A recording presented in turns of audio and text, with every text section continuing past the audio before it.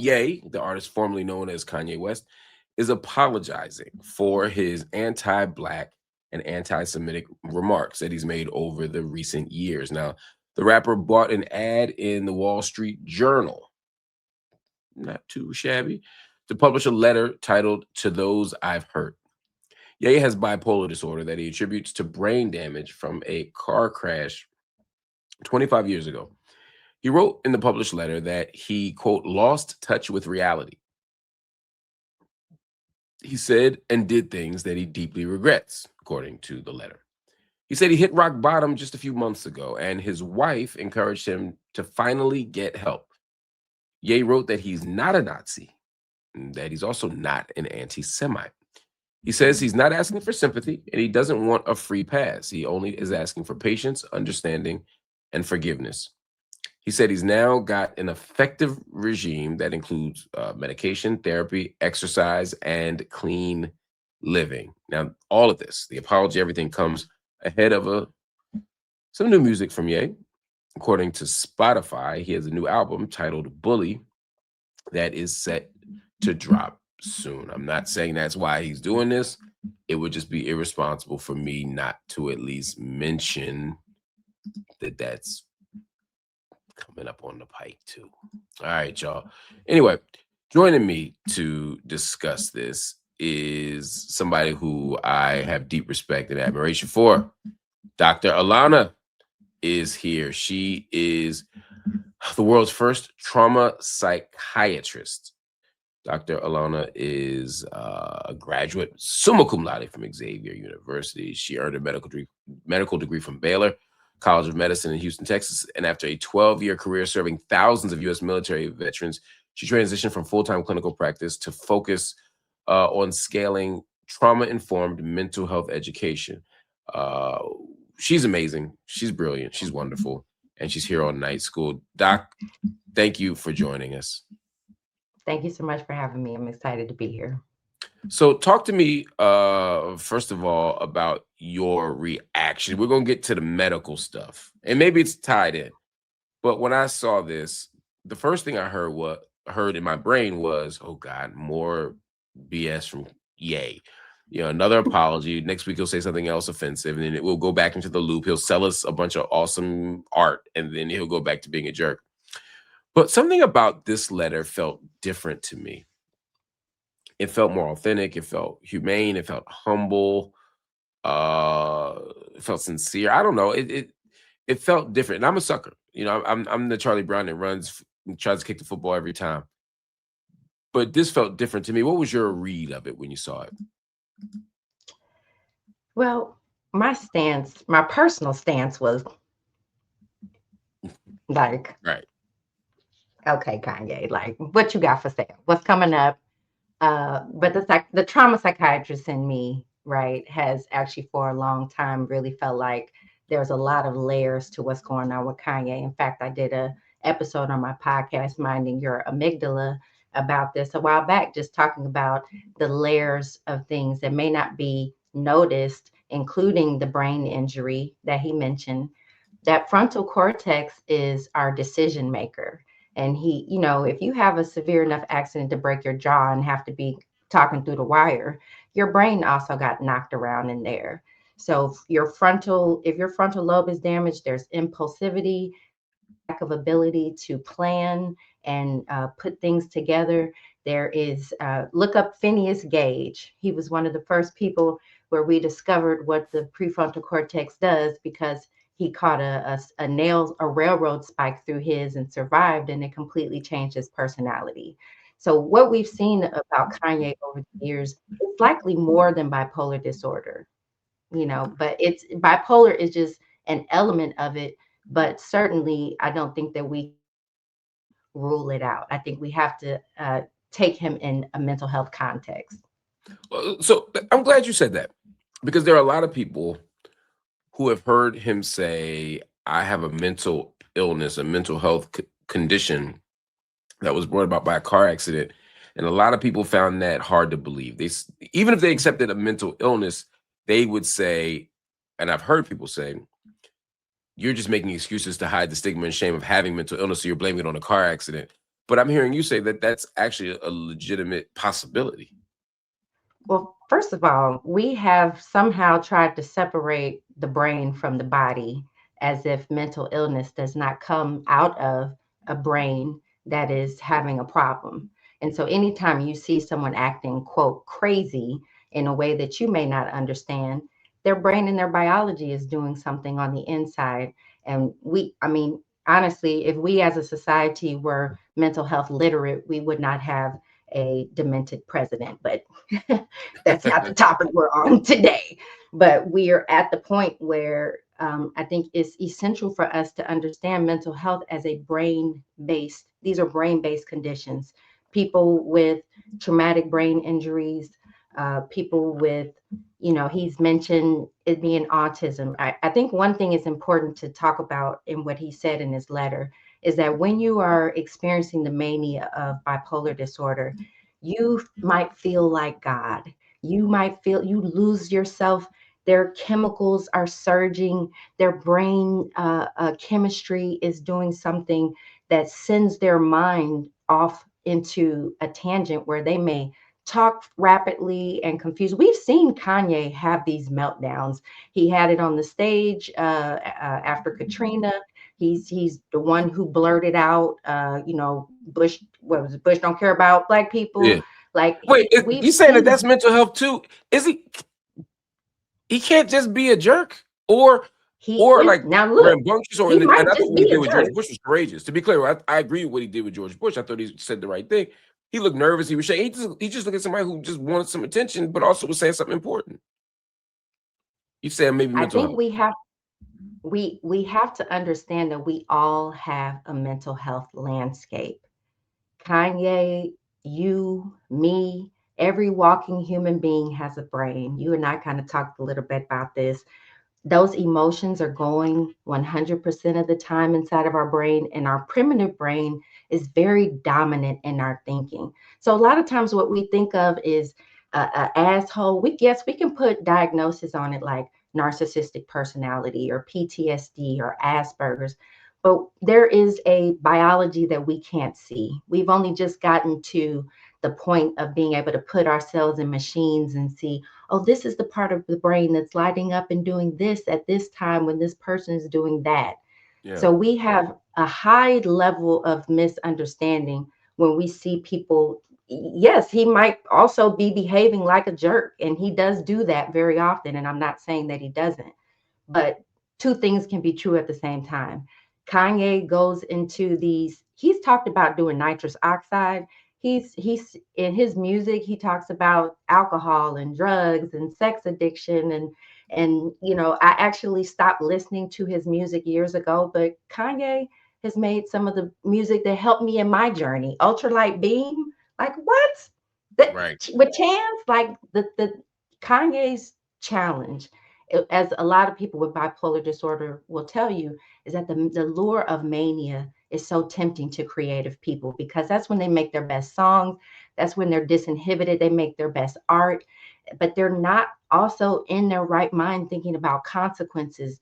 And they're often drawn to the dopamine, the most high that they can get. And that's where he's been, getting the gratification of the right wing area and the people that he's been around that have allowed him to feed into some of his worst. I mean, he's got no one to really stop him from doing these things. Hold on, Doc, because you're saying something interesting here that I'm trying to make sense of. So I get the he's a jerk argument that people make. It ain't mental health. He's just an asshole. I hear that.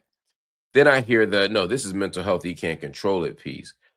But you're giving me something that's a little more nuanced because you're saying that there's a way that even if the accident or other inherited genetic, whatever mental health factors get him there, he's there and that's out of his control. But you're saying there's a lure of mania, which means that at some point he's making a decision about what he's doing, or at least he's drawn to make a choice that will dig the hole deeper. How much Mhm. agency, how much control does he have over that? And at what are the spaces where people can make choices about this kind of thing? Well, that it depends on the extreme of his particular case of mental illness. And I don't believe we're just talking about bipolar disorder, because we're talking about layers of things like a brain injury, like nitrous oxide will make holes in your brain. Alcohol itself can cause a dementia like syndrome that we're likely witnessing in people like Wendy Williams, allegedly. Mm, So when we're talking about mental illness, yes, I'm saying a person can be dislikable and do a lot of messed up things and also have legitimate mental illness that can be improved by medication in terms of calming him down, addressing the sleep cycle. People describe working with Kanye in the studio. He's up all times of the day and night.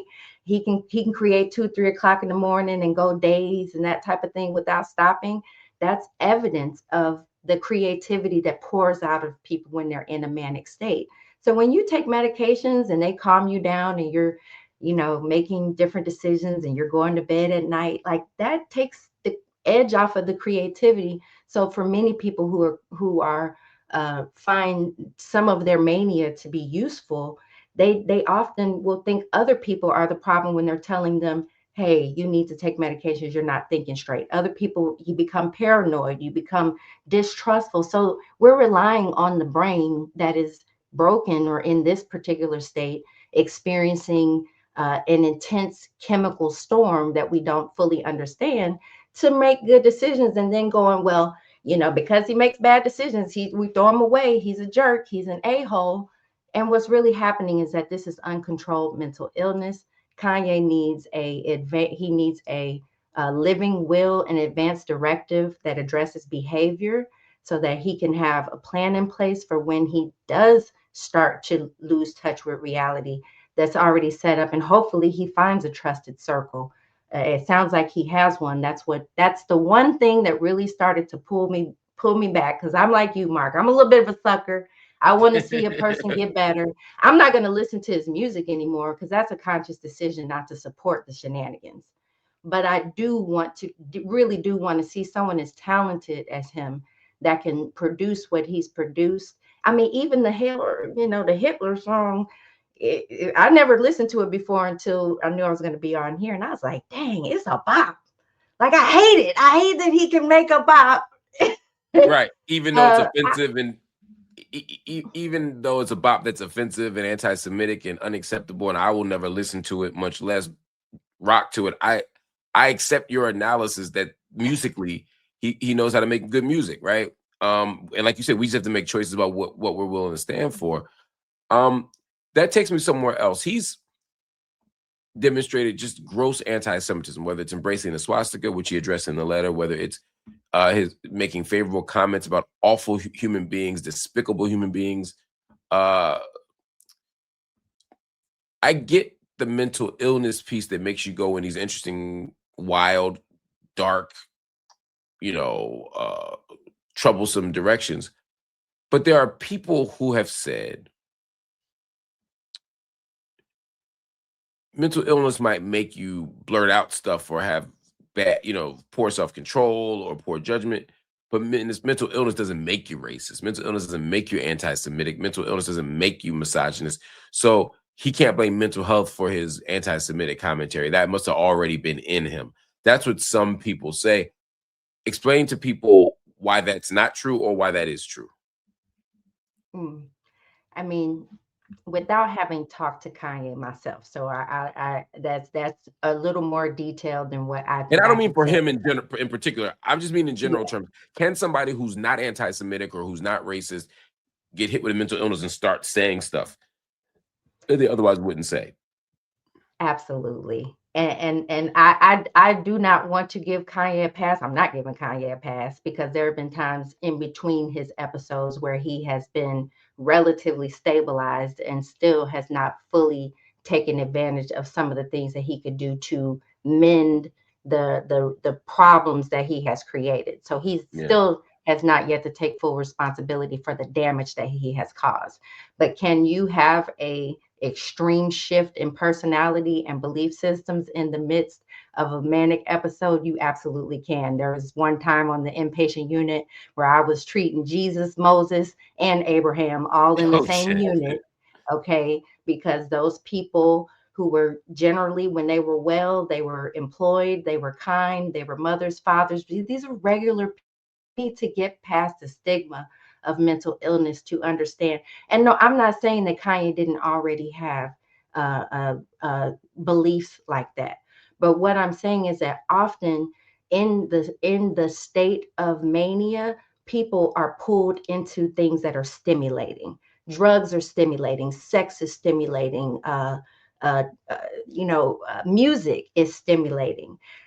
Being clapped for by the people around you who go, oh, this is so amazing, and you have an idea, and you're like, I'm gonna wear a KKK thing, and somebody like I ain't even gonna say his name because I don't care much for him, would give him a platform to display himself in the midst of his mania, and then applaud it, and it makes him money, and it gives him fuel for the fire that says, yeah, keep doing this because this is getting me attention, it's getting me views.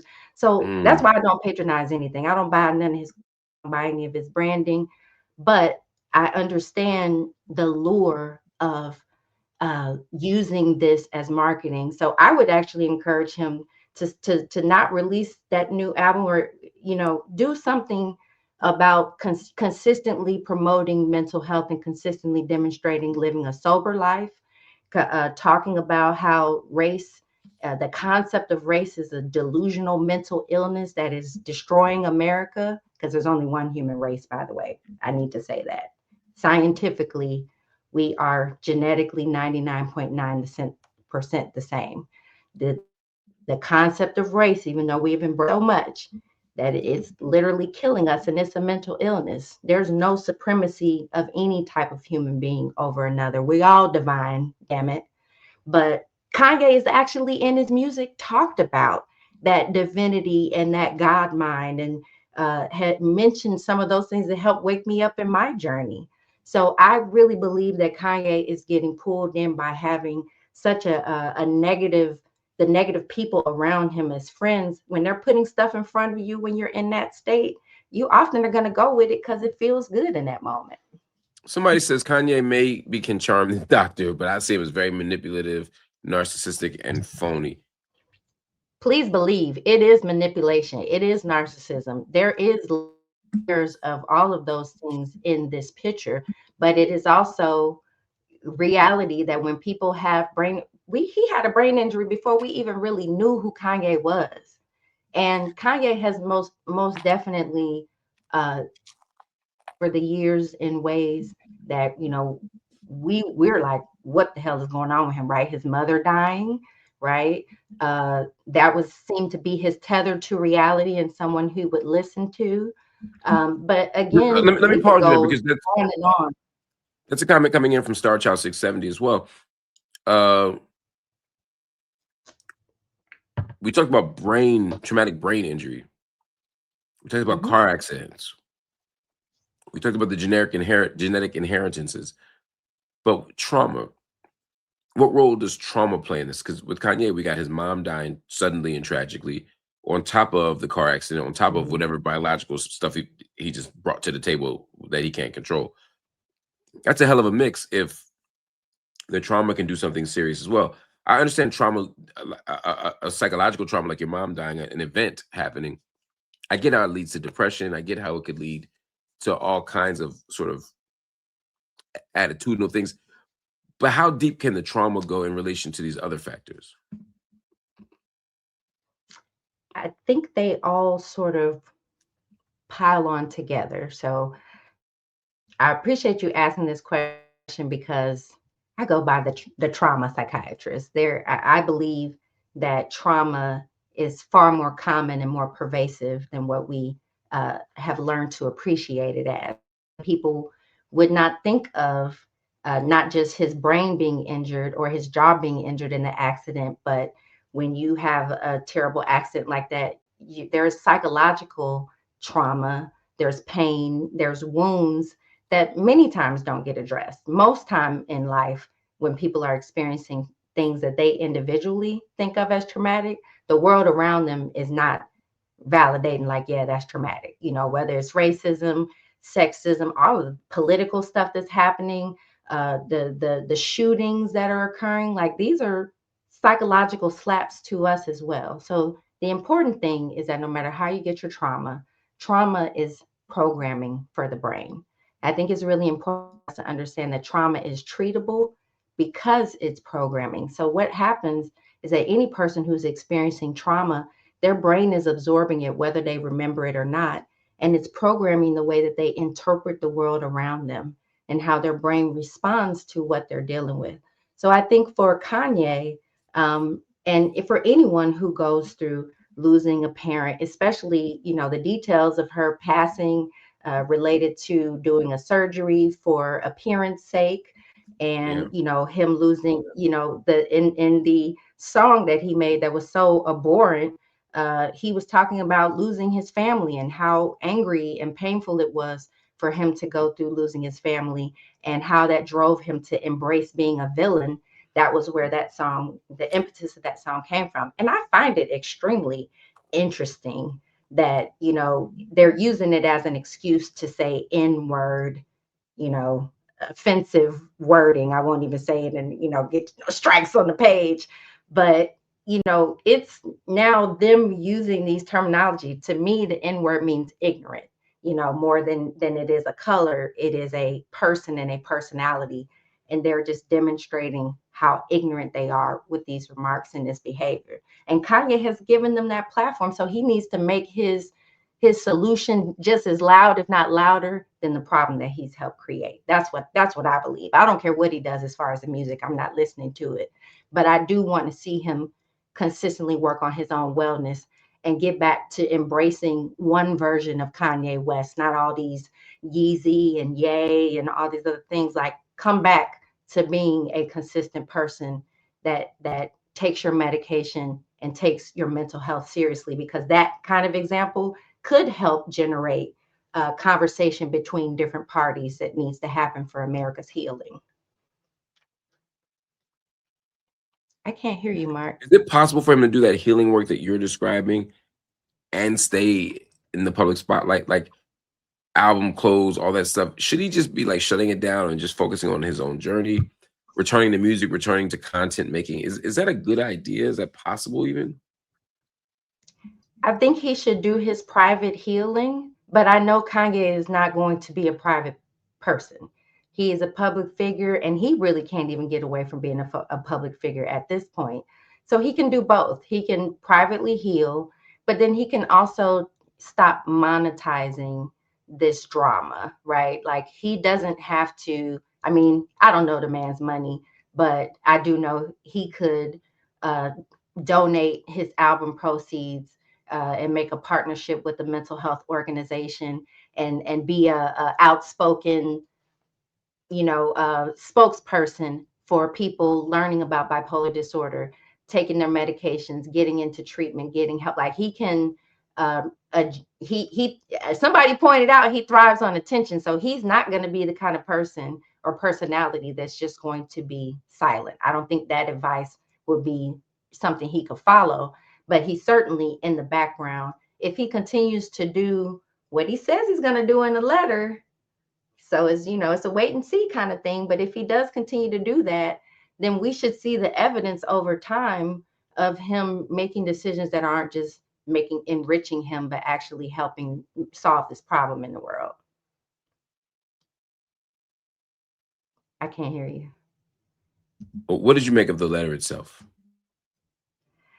Somebody helped him write it. I mean, I don't think that he necessarily wrote that himself, right? But Wow. I think he's in learning mode. I think he probably did express this to someone, but we've seen Ye's writing style, but maybe this is him in his, more healed state. But anyone could have helped him write that apology. I want to see action.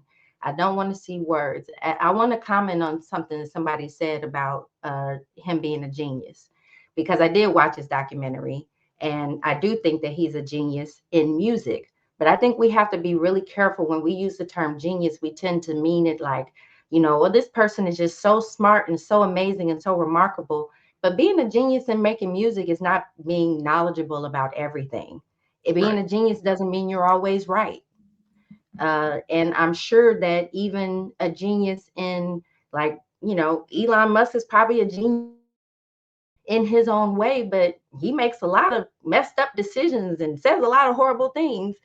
And that doesn't make you all the way right anytime that you are just very, very good at doing something. So we have to kind of stop the generalization of genius, in that thinking that a person just just because they're a genius in one element means that they are so smart and informed in all aspects of what they do. If you become Kanye's therapist, or maybe just Kanye's life coach, what do you tell him to do as the next step? Well, I was about to say, I don't do that anymore. I'm retired from clinical practice, so not doing that. But I do coach people. So really what I would do is teach him about his brain and the brain systems that are predictably programmed by the traumatic experiences that he's having, and also work with him on executive function coaching. This prefrontal cortex right here, doo, doo, tap it, wake it up. 10 to 15% of its capacity. That's almost the average humans are using. And especially if there's damage in that area, then it takes intentional rehabilitation to get a person to where they know how to activate and use their prefrontal cortex for more thinking.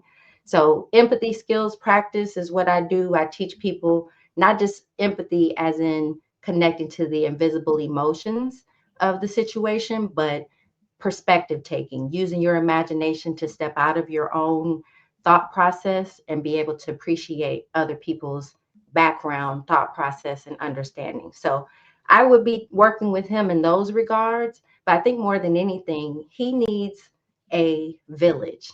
I don't think anyone that has mental illness, and this is for all of us in America to really think about. We recently had the administration suddenly cancel and then reinstate uh, billions of dollars in mental health funding and substance abuse funding. And if you think about, your people are being attacked and intentionally stressed, and then Yes. they try to snatch resources out from under the very systems that are meant to support people. It's intentional. This is intentional psychological attack on all of us. So, while Kanye is interesting to talk about, we're all experiencing a insult of trauma that is driving some of how we think of each other, how we generalize, how we Sure. respond to the world around us, how we interpret what we see. So that's the work that all of us need to do, is to be able to appreciate that mental health is a human thing. It's mental illness. All of us are impacted by this trauma soup that we're swimming in. That's absolutely the case. Doc, I'm grateful for your analysis. Where can people find you? How can people get a hold of you? Yes, you can follow me at Dr. Alauna. So that's DRALAUNA on Facebook, Instagram, YouTube. And you can go on my website to learn more about me and my programs. That's dralana.com. Sounds like a plan. Dr. Lana, thank you so much for joining us tonight on Night School. Thanks for having me.